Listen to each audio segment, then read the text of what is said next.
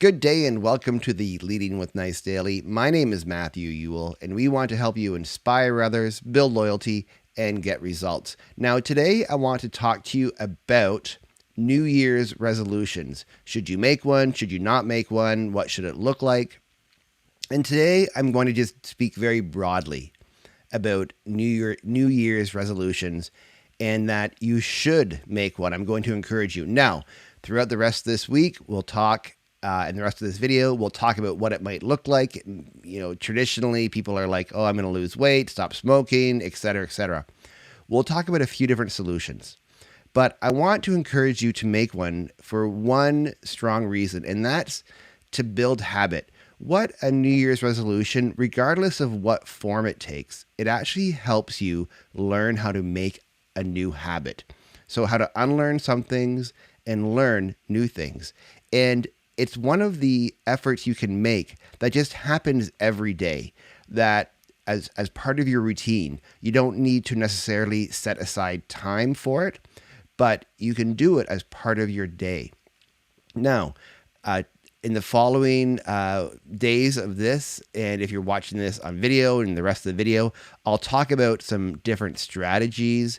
I, of course, will not advocate things like, a losing weight New Year's resolution or stop smoking. Those I don't think are the right way to go, but we'll talk more about that later on. I'll see you tomorrow.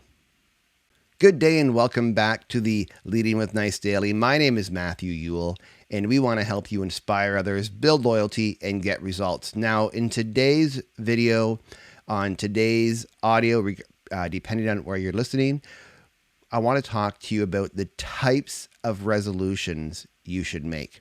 So, first of all, I want you to get out of your mind that you're going to make a resolution about losing weight or quitting smoking or something like that. Aim way lower. For example, have a resolution of making your bed every day. Have a resolution of maybe not drinking a certain kind of drink. So maybe pop, or maybe if you want to stop drinking as much dairy or having less cream in your coffee. Or have a resolution that you'll take the stairs if it's just one flight. You won't take an escalator or an elevator. A resolution like that. Now, I don't want you to aim for 100%. That's hard. And being perfect is really hard. What I want you to aim for is 80%. So if you make your bed 4 out of 5 days, that's a win. If you take the stairs 8 times out of 10, good for you. That's the goal I want you to achieve, and that's how I want you to look at your New Year's resolution. Now, tomorrow we'll talk about some alternatives to the traditional New Year's resolution where you say, I'm going to take the stairs instead of taking an escalator or an elevator if it's one flight, or I'm going to make my bed every day. We'll talk about different alternatives to that type of New Year's resolution. I'll talk to you tomorrow. Good day and welcome to the Leading with Nice Daily. My name is Matthew Ewell, and this week we're talking about New Year's resolutions. Should you make them? What should they look like? How should you carry it out? And I've already recommended earlier this week, or if you're watching the video earlier this video, that yes, you should make a New Year's resolution. And we've also talked about the type of resolution you should make.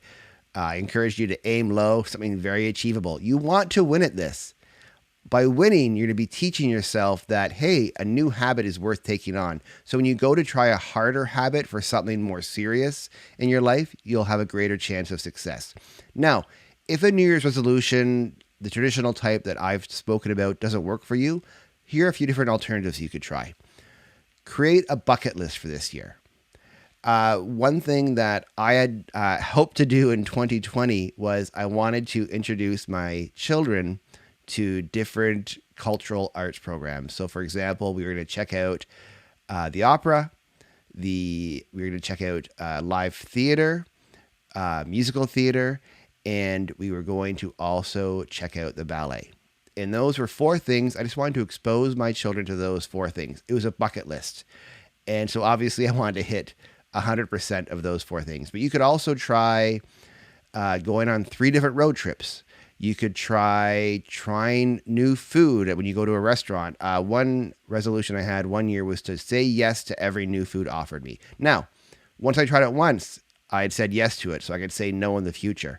But I actually discovered a lot of great food, and it just taught me to try new things. So another thing you can try is maybe a 30-day challenge. So you could set 30 days and you'll do something over 30 days and break it up. Maybe try 3 sets of 10. And finally, you could try a reboot of an area of your life. So maybe something that you have done in the past but want to try out again. It could be a hobby, could be a friendship, could be a way you approach something that you've tried in the past but didn't quite achieve it, something that you long for. Reboot that and try it again. Tomorrow, we'll talk about potential themes for 2021 and how that might be your New Year's resolution. Talk to you again tomorrow. Hi there, my name is Matthew Ewell from Leading with Nice, where we want to help you inspire others, build loyalty, and get results. Today, I want to talk to you about some potential themes for your New Year's resolution, your bucket challenge, your 30-day challenge, your reboot, some themes. And what I want to encourage you to do is to look back at 2020 and consider a theme to be the opposite of what you experienced. What did you miss out on in 2020 because of the state of our world? Potentially, it could be something about reconnecting with people. It could be a health theme. It could be a reading theme, an education theme.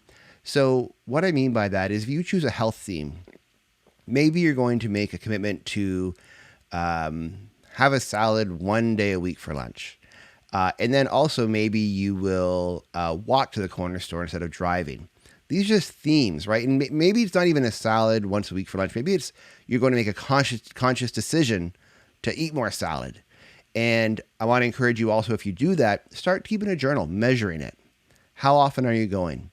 And again, combine this with a 30-day challenge. Combine this with a bucket list. So if it's a health theme, maybe write down 10 things you want to do this year. And as you do them, check them off.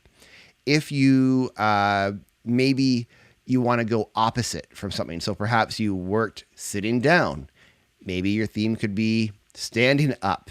So you'll look for more opportunities to stand up. So if you stop by a coffee shop, instead of sitting down, maybe you'll stand at the counter or a cruiser style table instead of sitting down.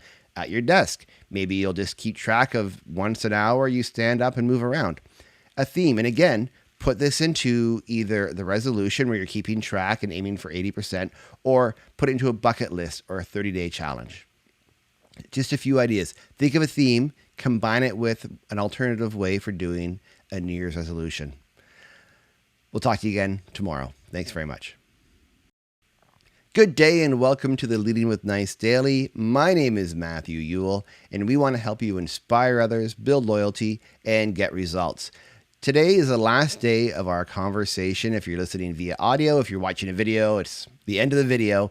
And what I want to talk to you about today is getting back to goal setting.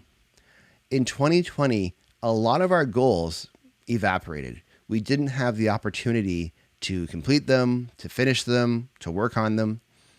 And what that did to us as a society is it discouraged us. We don't have something at the end of this year to look back on and remember fondly. In a lot of cases, there of course are some things. I think of sports channels that play like highlights from the year. There's going to be a lot less of them, or they'll be a lot less exciting because there won't be those live fans in many cases, or there's just not as much of the sports played to give the huge library of great plays to choose from. The same with our lives. There's just a lot less to choose from in 2020. You know, I think about a ritual I'm involved in when we speak about a weekly highlight from the past week. And there were times legitimately this year where I was like, yep, I don't know. I had the coffee was really good that I got from my pot the one day. Like it was hard sometimes because the volume just wasn't there. So let's get back to goal setting.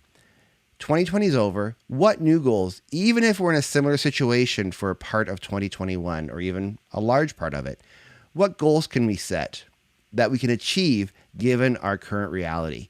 And let's be able to look back in a year from now and say, hey, here are some goals I set and I achieved them. That's what I want to encourage you to do today. Thanks very much for listening this week or watching this video. I'm Matthew Ewell. I'll talk to you again soon.